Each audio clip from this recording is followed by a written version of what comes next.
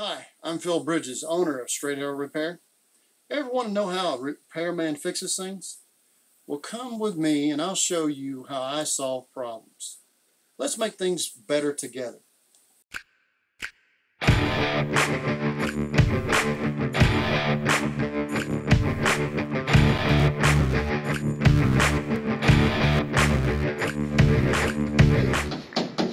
This is a common way to cover the strips, the cracks on the drywall.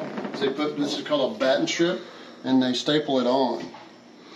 Now, if you want to get rid of that funny look that makes it look less like a house, is you would if you have it painted a bunch, you're going to want to take a razor knife, cut both sides. Otherwise, it'll peel back the paint quite a ways. Just take a pry bar, pull it off, and then just run your hammer, and when you feel that bump, hammer it down.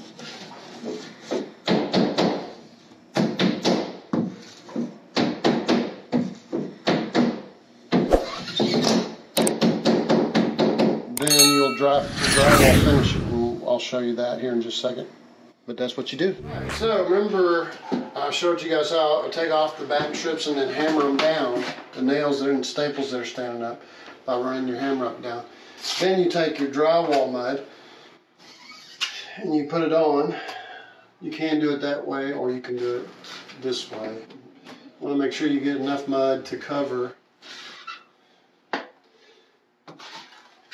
And then if you don't, the tape will blister up when you put mud on top of it later, if you'll do a second coat.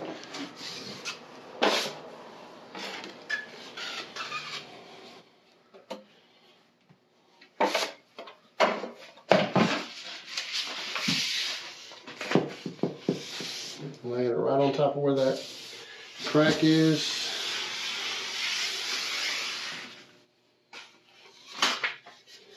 I know I'm making it look easy, but I've done it for a long time and I just can't help it.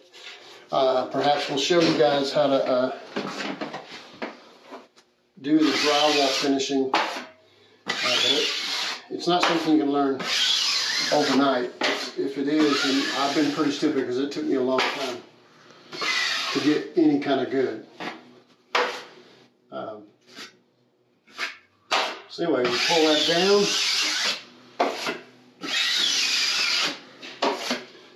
Tight as you can.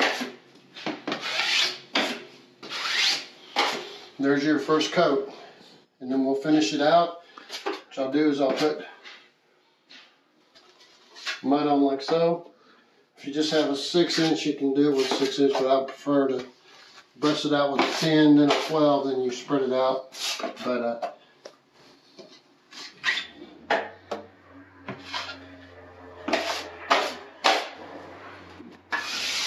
cover one side so that the knife will be able to cover, and you go over it like so.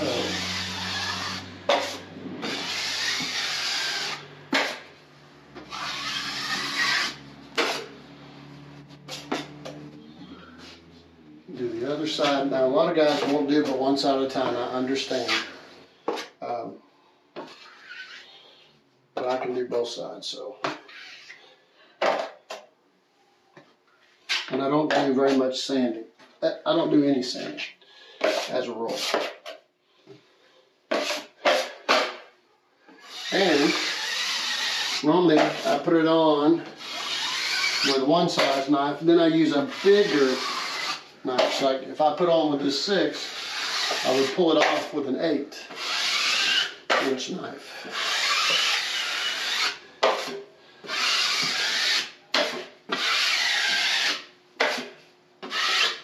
You don't have to do both sides. You can do one side of everything, come back a little after it dries and do the other side.